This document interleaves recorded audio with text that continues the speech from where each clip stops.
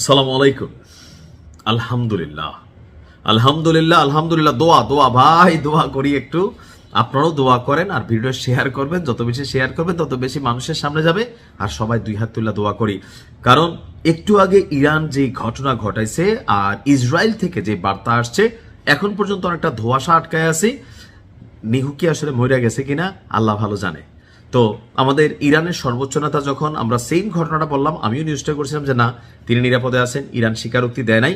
এখন ইসরায়েলও সেম স্টাইলে স্বীকারোক্তি দিচ্ছে না, হইতে পারে বাইচা আছে, আবার শেষও হয়ে যেতে পারে।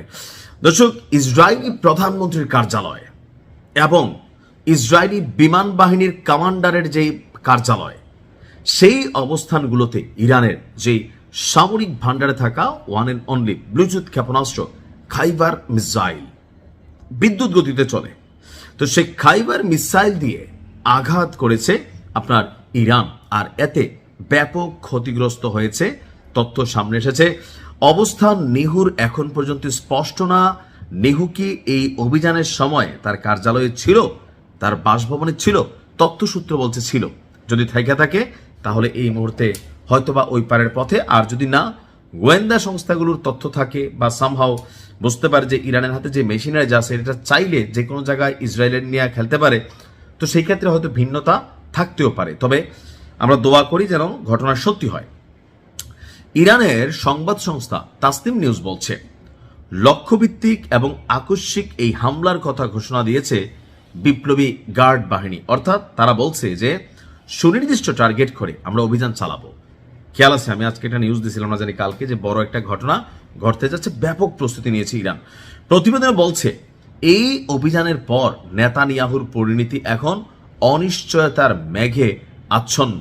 আর এই ঘটনার পর ইসরায়েলের পক্ষ থেকে এখন পর্যন্ত আনুষ্ঠানিকভাবে কোনো রকম মন্তব্য করা হয়নি। দর্শক, তাসনিম নিউজ বলছে এই পর্যন্ত ইরান, ইসরায়েল এবং যুক্তরাষ্ট্রের আঞ্চলিক ঘাঁটিগুলোর বিরুদ্ধে ড্রোন ও ক্ষেপণাস্ত্র হামলার 10টি ধাপ সম্পন্ন হয়েছে। এখন ইরানের দাবি, ইসরায়েলি প্রধানমন্ত্রীর যে কার্যালয়, সেই কার্যালয়ে তাদের মিসাইল টার্গেট করেছে, হিট করেছে, এমনকি তার যে বাসভবন সেইখানেও একযোগে চালানো হয়েছে। কিছু মনে পড়তেছে না? একটু খেয়াল করেন তো। গতকালকে যখন গত পরশুদিন আমাদের সর্বোচ্চ নেতাকে শাহাদাত করানো হলো, তো এখানে একটা কৌশল অবলম্বন করা হয়েছিল। কৌশলটা কি ছিল?